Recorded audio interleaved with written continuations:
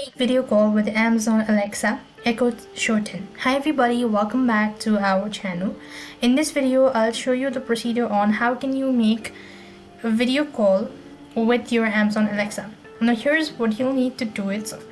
First of all, to make a video call on Echo Show 10 with Alexa, you could use a voice command or manually navigate through the device's interface.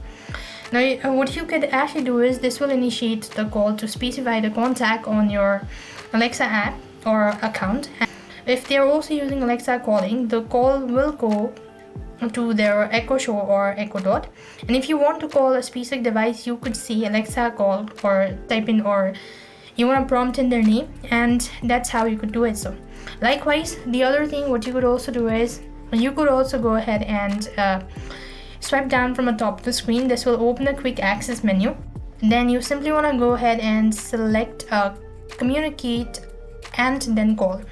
After which you want to select the contact you want to call from the Alexa contact list.